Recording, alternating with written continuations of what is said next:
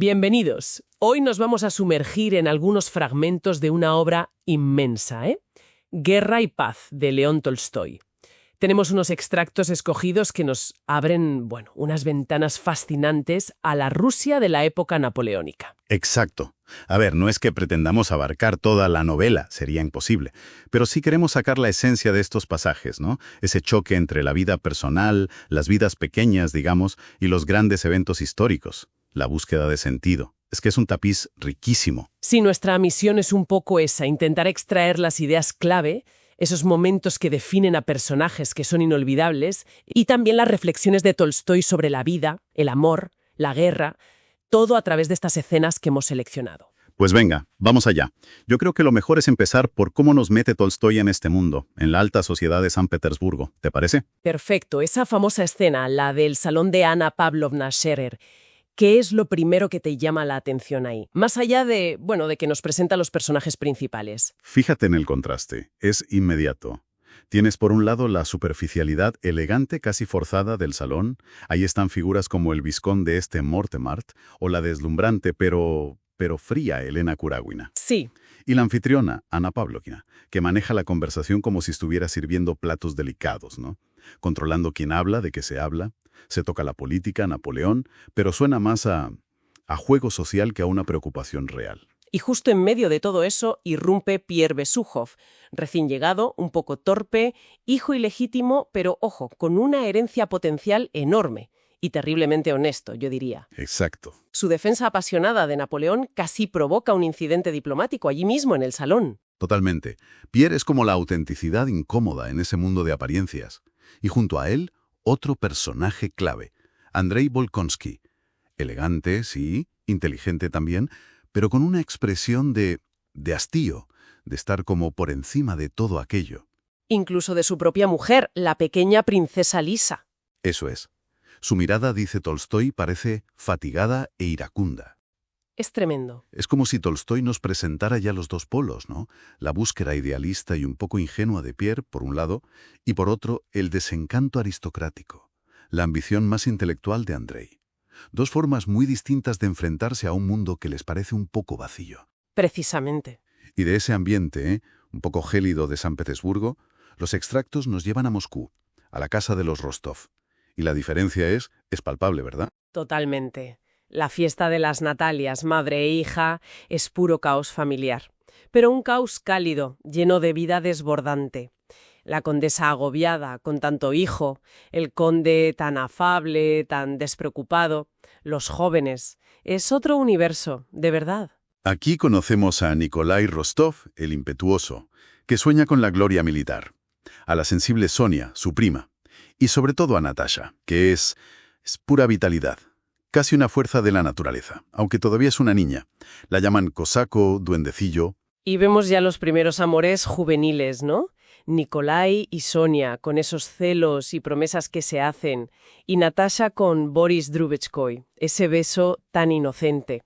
Es un mundo de emociones como más directas, menos calculadas que las de San Petersburgo. Sí, aunque, ojo, las intrigas no desaparecen del todo. Vemos a Anna Mikhailovna y el príncipe Vasily maniobrando sin parar alrededor de la herencia del viejo conde Besukhov. La escena de la muerte del conde es tensa, casi grotesca, con esa lucha por el testamento. Y de repente Pierre se convierte en uno de los solteros de oro de Rusia, ¿no? Uno de los hombres más ricos. Pero sigue igual de perdido, parece. El príncipe Vasily, con una torpeza que hasta sorprende, básicamente lo empuja a casarse con su hija, con Elena. Es que es una muestra brutal de cómo funcionan las cosas en esa sociedad. La belleza de Elena y la fortuna de Pierre son solo piezas en un juego de ajedrez social. Y mientras tanto, otro contraste fuerte. Nos vamos a la finca de los Bolkonsky, a Lisaya Gorri. Otro mundo distinto, sí. Una disciplina férrea impuesta por el viejo príncipe Nikolai. Un hombre brillante en sí, pero tiránico, sobre todo con su hija María. Ella es culta, piadosa, pero vive totalmente acomplejada y bajo el yugo del padre. La llegada de Anatole Kuragin, el hermano de Elena, como posible pretendiente para María, orquestada por su padre Vasily, es otro ejemplo de esos manejos familiares y sociales. Y todo esto culmina, o uno de los puntos culminantes, es la partida de Andrei a la guerra. Uf, esa despedida es durísima. La frialdad de Andrei con Lisa, su mujer que está embarazada y que se desmaya. Él parece casi aliviado de escapar de esa vida familiar, como si buscara algo más grande o diferente en la guerra. Es un momento que define mucho su carácter al principio, ¿no? Absolutamente. Busca la gloria, su Toulon personal, como dice él. Quiere escapar del vacío que siente. Y Tolstói nos lleva directos a esa búsqueda, al frente de 1805. Vemos al ejército ruso, a Kutuzov, pero ¿qué nos muestra realmente Tolstói de la guerra en estos primeros momentos, más allá de la estrategia que Andrei discutía con su padre, quiero decir? Pues nos muestra el contraste brutal entre la teoría y la realidad. Por un lado tienes la despreocupación casi infantil de algunos oficiales, como Nesvitsky en el puente de Enns, que parecen ajenos al peligro inminente. Sí. Y por otro, la experiencia visceral, caótica, del combate para alguien como Nikolai Rostov en Schöngraben. Sí, esa primera carga de húsares, el miedo que siente, la confusión, esa sensación terrible de galopar sin avanzar, ahí no hay nada del heroísmo de salón que se imaginaba. Nada de nada. Y frente a ese caos, Tolstói destaca la figura del capitán Tuchin, con su batería que ha sido olvidada por el mando, pero que sigue resistiendo en silencio, haciendo lo que tiene que hacer sin órdenes claras. Es un tipo de heroísmo anónimo, muy diferente al que busca Grey. Y entonces llega Austerlitz. Para Grey es un momento cumbre, sí, pero no como él esperaba. Exacto. Primero vemos el fervor casi infantil de Rostov hacia el zar Alejandro, una idealización total del poder. Pero luego, en el campo de batalla, Andrei busca su momento de gloria, carga con el estandarte y cae herido. Y es justo ahí, tirado en el suelo, mirando ese cielo alto, infinito, azul, que tiene esa especie de revelación. ¿Cómo interpretas tú ese momento? Es que es uno de los puntos filosóficos clave de Tolstói en estos fragmentos, yo creo. Frente a la inmensidad indiferente de ese cielo, la figura de Napoleón, que hasta entonces era su héroe admirado, y toda la ambición militar, de repente le parecen insignificantes, mezquinos. Pequeños. Pequeños, sí. Descubre algo más grande, una verdad que no está en la gloria humana. Incluso cuando Napoleón pasa cerca y comenta sobre su posible muerte, eso de «he aquí una hermosa muerte», para Andrei, Napoleón ya ha perdido todo su aura. Ya no le importa. Es una epifanía brutal en medio de la carnicería, desde luego. Pero la violencia no se queda solo en el campo de batalla. De vuelta en la paz, entre comillas, Pierre se ve envuelto en un duelo. Sí, y es un duelo que nace directamente de la falsedad de su matrimonio con Helena y de las provocaciones de Dolokhov en aquella cena. Pierre, que en el fondo odia la violencia, acaba retando y disparando. La escena es tensa, casi absurda con esa niebla. Lo que impacta es el horror que siente al herir a Dolokhov. Y luego descubrir que ese Dolokhov, que es un cínico y un pendenciero, resulta ser un hijo y un hermano superdevoto. Tolstói siempre añade esas capas de complejidad, ¿verdad? Nunca hay personajes planos, completamente buenos o malos. Y tras el duelo, Pierre rompe con Helena. Es otro paso en su búsqueda de autenticidad, aunque sea a través de la violencia y el dolor. Y la vida sigue girando, claro. Llega la noticia, que resulta ser falsa, de la muerte de Andrei, y poco después la muerte real de Liza, su esposa, al dar a luz, justo cuando él regresa herido. ¡Qué momento tan terrible! Es devastador. Culpa, dolor, la vida y la muerte entrelazadas de la forma más cruel posible. Andrei regresa buscando empezar de nuevo y se encuentra con la muerte en su propia casa. Es tremendo. Pero en medio de toda esta oscuridad aparece la luz de Natasha Rostov, que para entonces ha florecido, su primer gran baile. Esa es una escena preciosa. La ingenuidad, la alegría de vivir de Natasha son contagiosas.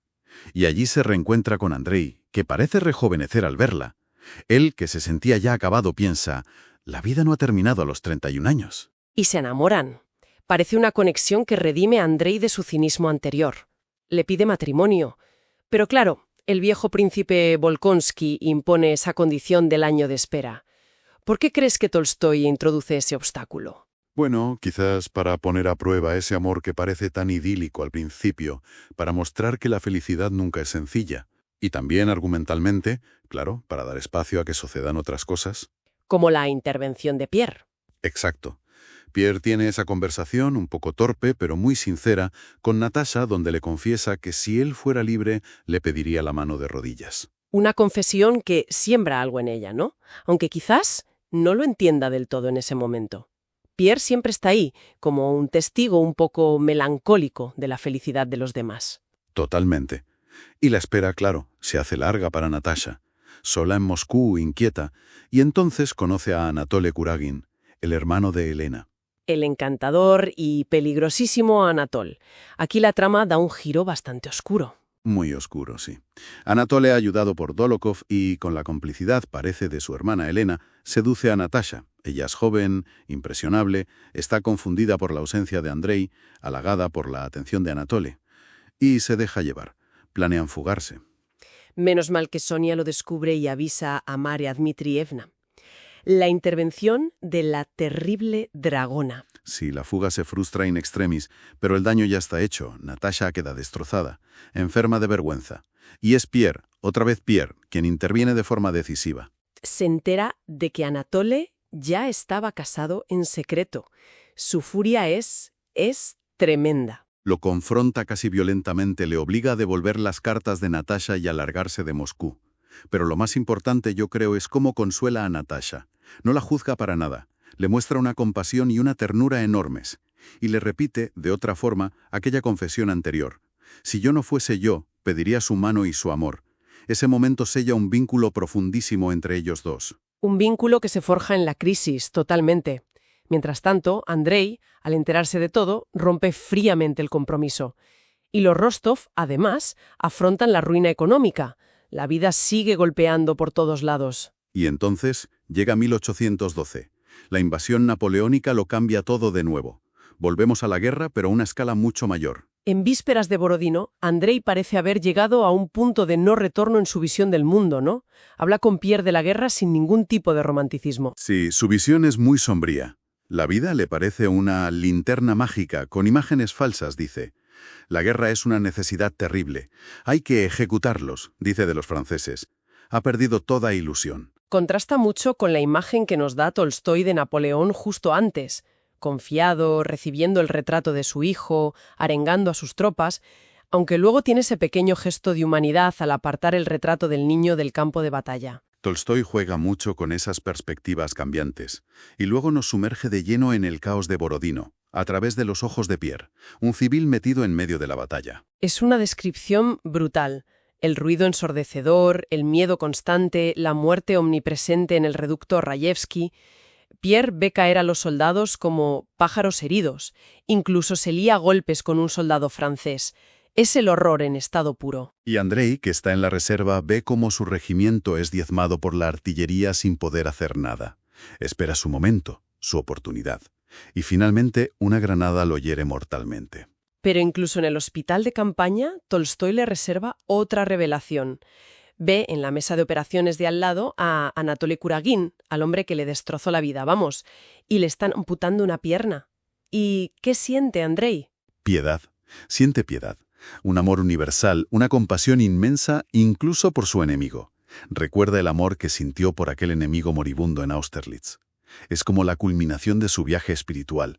Encontrar el amor y la conexión en el momento más extremo, justo antes de morir.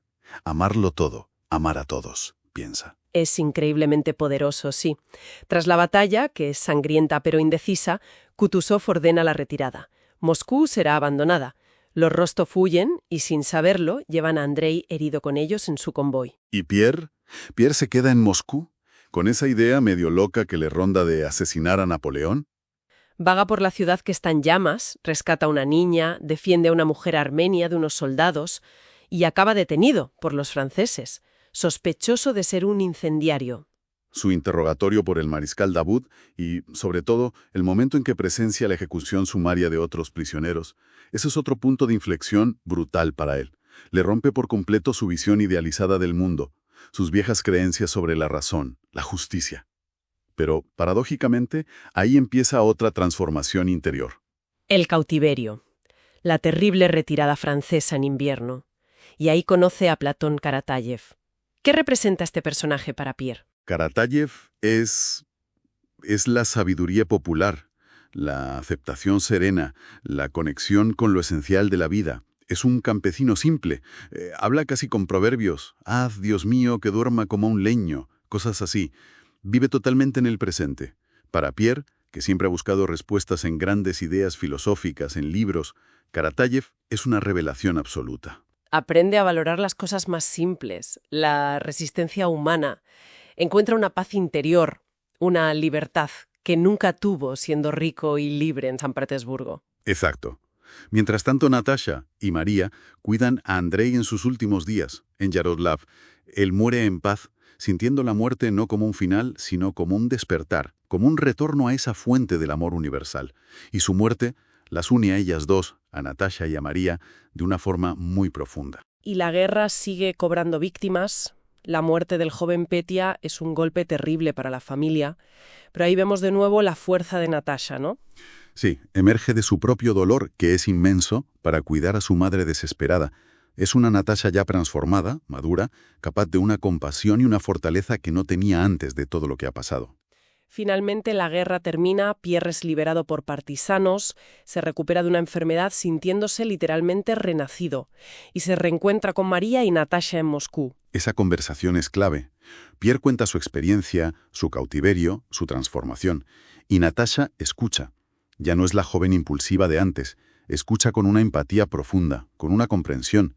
María se da cuenta de que ahí hay algo más, una conexión muy madura y poderosa entre ellos. Se percibe claramente la posibilidad de un futuro juntos para ellos dos. Un amor que no nace de un flechazo juvenil, sino de la experiencia compartida, del dolor superado, de la comprensión mutua. Y mientras Nikolai Rostov también ha madurado, claro, afronta las deudas familiares, se pone a trabajar la tierra, su reencuentro con la princesa María Volkonskaya también es diferente. Ya no solo admiración por su posición o su riqueza, hay un sentimiento genuino. Y tras recibir la carta definitiva de Sonia liberándole de su promesa, finalmente se casan. Así que, al final de estos fragmentos que hemos recorrido, vemos cómo surgen nuevos comienzos, nuevas vidas, casi de las cenizas de la guerra y del dolor. Exacto. Hemos seguido a estos personajes a través de salones brillantes, batallas brutales, pérdidas terribles y momentos de profunda revelación espiritual o personal.